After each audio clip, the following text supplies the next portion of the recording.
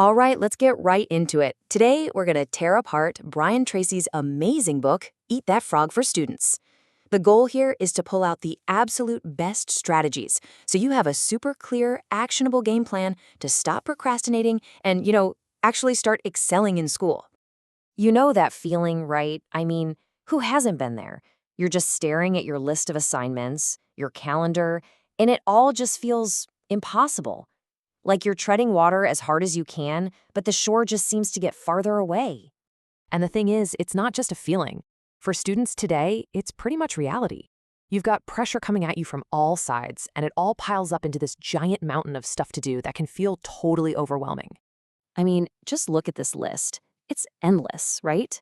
It's not just your regular classes and homework anymore. Now you've got massive term papers, lab reports, college applications looming over you. Maybe you're even trying to hold down a part-time job.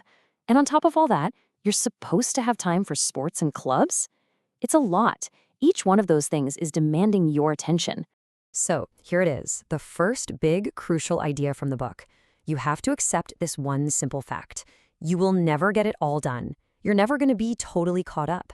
And once you really, truly let that sink in, you can stop the panicked scramble to do everything and start putting your energy where it counts, on doing the right things. That's the real secret. Okay, so if we can't do everything, how in the world do we decide what to do? Well, the book gives us this one really simple but powerful idea that just cuts through all the chaos. It's called the Eat That Frog rule. Let's talk about what that actually means. So what exactly is a frog? It's not just any old thing on your to-do list. Your frog is that one big, important, maybe kind of scary task that you've been avoiding. You know the one. It's that huge research paper or that really difficult math problem set that you just keep pushing to the bottom of the pile. And this is exactly why it's a total game changer. It's not about feeling productive by checking off 10 tiny, easy things. No, it's about tackling the one thing that will actually move the needle. When you finally finish that monster assignment, you get this amazing rush of accomplishment. And that momentum, it spills over into everything else you have to do. Now, to make this whole thing work, you can't just dive in randomly. There's a method to it. The book gives us 3 super simple but absolutely critical rules for eating your frog the right way. Let's go through them. So, rule number 1 is all about timing. It is so tempting to get the easy stuff out of the way first, right? And save the big thing for later. But that's a trap. The rule is simple. Whenever you sit down to study, whether it's first thing in the morning or after dinner, you tackle your biggest, baddest frog first. No exceptions. All right, but what if you have 2 massive tasks? What then? Rule number 2 has got you covered. You don't get to pick the one that's a little less scary. Nope. You have to go for the biggest, the hardest, the most important one. The book calls it the ugliest frog. Why?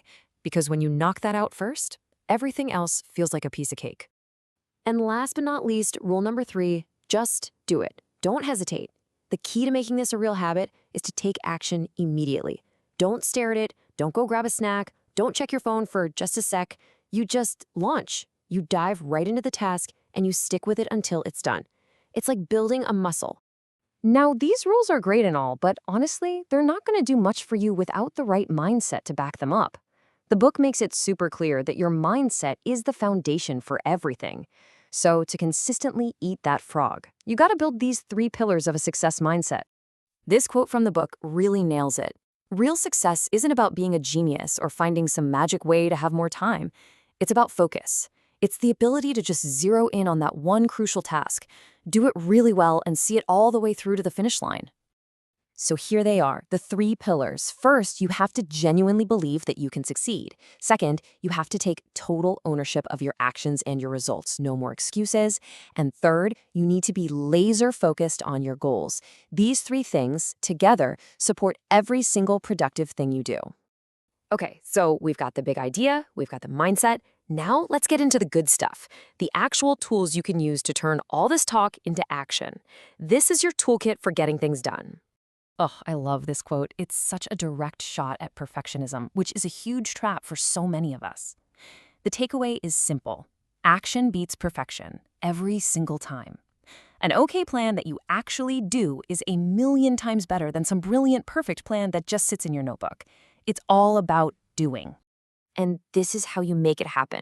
This isn't just about hoping for an A. It's a real formula. Look how it goes from this vague idea, deciding what you want, to something solid. Writing it down makes it real. A deadline gives you a sense of urgency. Breaking it down into little steps, that makes it feel possible. And those last steps, they're all about building momentum you can't stop.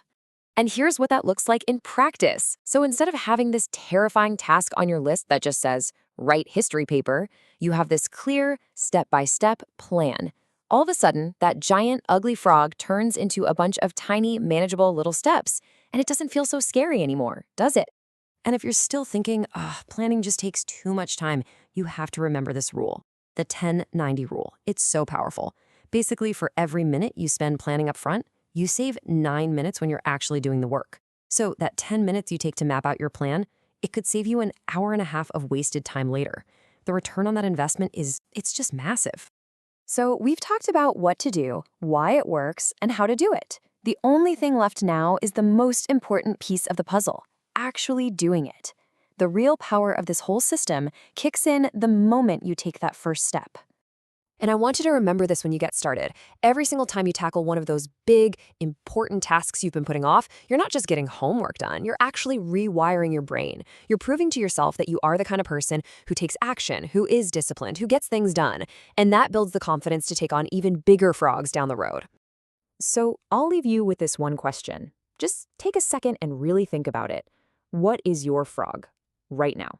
What's that one thing you've been avoiding that if you just got it done would make the biggest, most positive difference for you? Find it. And then, seriously, as soon as this is over, go eat that frog.